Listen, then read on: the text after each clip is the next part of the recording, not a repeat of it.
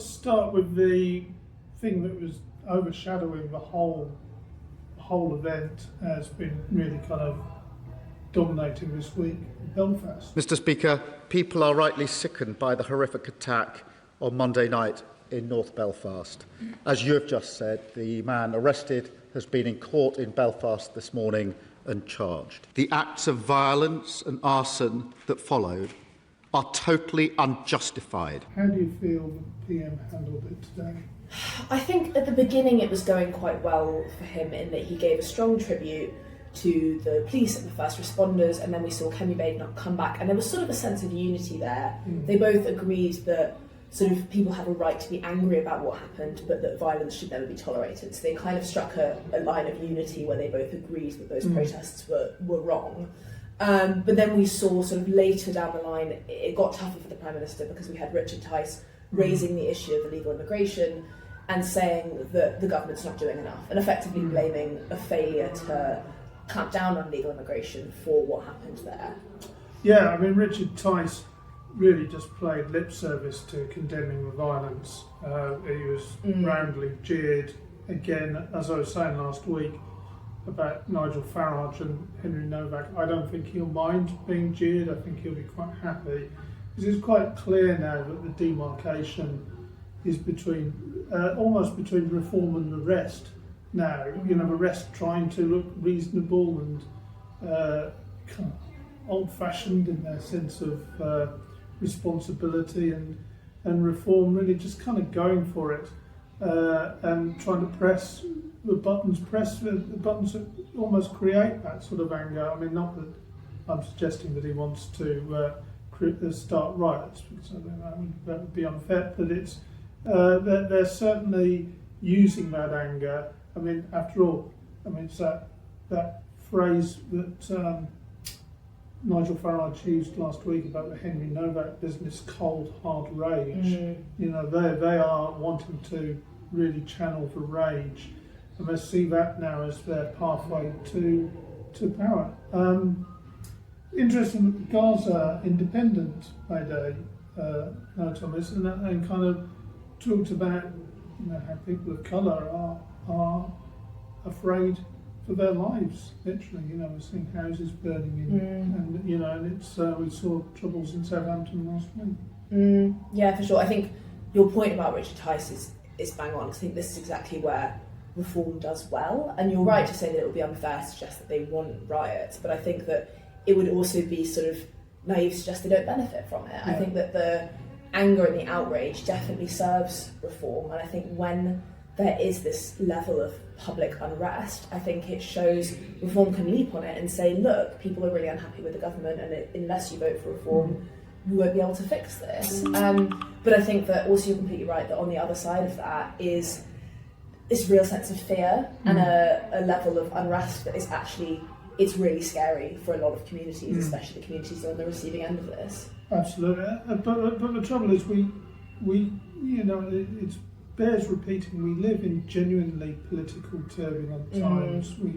The main parties are kind of collapsing in their support. That kind of reasonable centrist approach, whilst necessary, is not something that's going to win you popularity votes. Kemi Badenoch, who avoided this subject altogether, and we'll get on to her subject in a minute, but avoided this subject altogether, is clearly trying to steer a line between, you know, this rage and this understanding that politics is not the same, but also trying to be the responsible adult in the room. And it's a really, really difficult one to do. And yeah, I mean, we will see in next week how this is playing out, because Makefield, the by-election, is really a kind of test bed for this sort of anger. Can a personality like Andy Burnham really be the panacea for that sort of anger? Does it take somebody like that? And can he stop that sort of rage? Because I think that's one of Starmer's main problems, is that he doesn't have the charisma to tap into sort of public emotion. Yeah. He's able to spell out policy but he's not very good at showing that he feels with the country, I think, is one of his problems. And I think that Andy Burnham, I don't necessarily think that Andy Burnham's the answer to all of our problems, but I think one thing you can say about him is that he is able to show that he feels with people. And I think that that's something that could be, in some ways, if he can get the policy to stand up with it, that could be a sort of counter to reform. Yeah, he certainly has high emotional intelligence. Nobody could accuse Keir Starmer of having that, unfortunately, for all the best wishes of the world to our Prime Minister. But I suppose before we move off this, I mean, the one thing that we need to look at, and our colleague Athena is doing a piece on this today, and I'll be doing another piece for the weekend, is really Reform have an eye on another problem, which is that there is a party to their right, which is an ally, an old friend of mine who's an ally of Nigel Farage for many years, says Restore Britain, Rupert Lowe's Restore Britain, is to reform now what UKIP used to be to the Tories. It's a wrecking ball, and it could help Andy Burnham. In fact, if Andy Burnham wins next week, it will be possibly because Restorers split the vote. Rupert Lowe makes no pretense that he wants revenge on Nigel Farage, and it's quite fascinating how that party to the right of the right, I'm not going to call them far right because they're not far right, but they are to the right of reform, but they are pulling away back. So Nigel Farage's attempts to kind of become more mainstream have really been undermined by having to deal with this threat. Yeah, I think it shows the strength of feeling in the country and how split the voter base is. You've got a lot of people that think reform are far right, and then you've got a lot of people that think reform aren't going far enough. And it just shows that it's really difficult to tell what the next election will look like because it's so splintered. Yeah. So let's get on to Kemi Badenoch's question, which is actually a very important issue, defence spending. And, we criticise the Prime Minister for his lack of emotional intelligence and charisma. One of his other problems, frankly, has been to nail down policies and to deliver. Yeah. And, Kemi Badenoch had a more than open goal. I mean, we're just about to start the Soccer World Cup, and it's football puns. Might as well, if she'd been playing for England against whoever, it'd be, she'd be scored a hat-trick today on defence, because we're still waiting for this defence investment plan. We're still waiting for, any confirmation that the promises on defence spending are actually going to happen. And the world is becoming increasingly dangerous, and he seems absolutely frozen. Yeah, it's been such a long time now. It's been almost 2 years that we've sort of been waiting for some kind of full plan to spell out how they're going to kind of increase defence spending and what they're going to spend the money on, crucially where they're going to get the money from.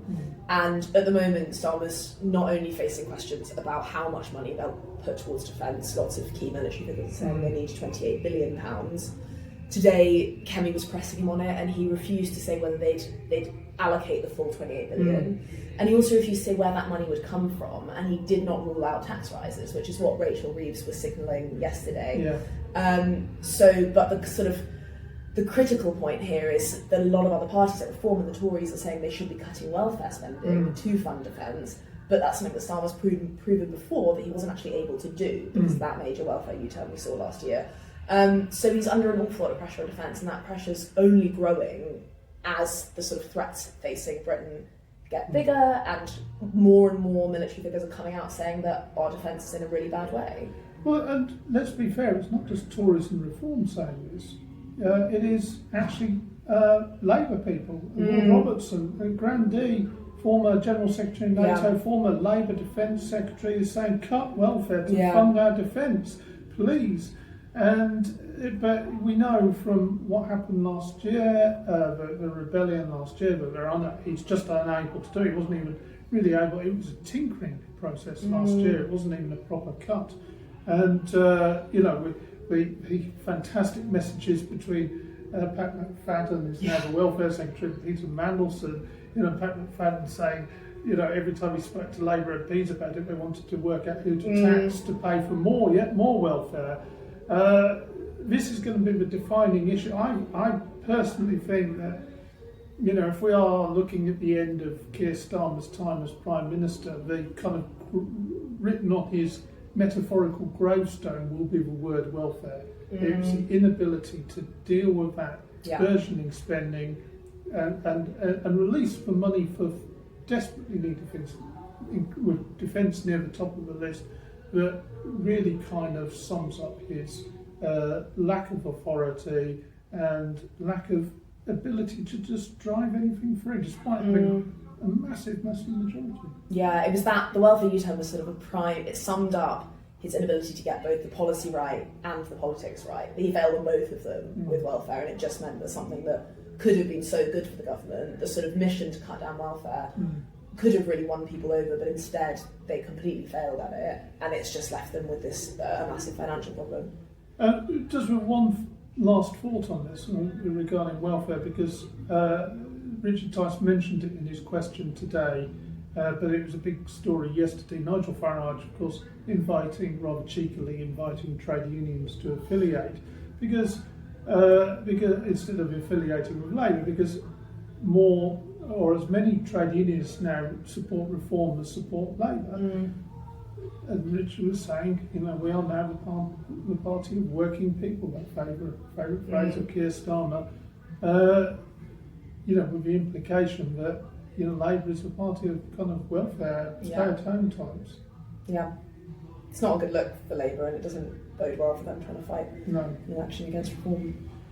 Well, I suspect Northern Ireland's going to get the headlines today, but the defence one is much more of a long-term burner, and this is all going to, set up again another dramatic week next week with the by-election, when we will be back to talk about more.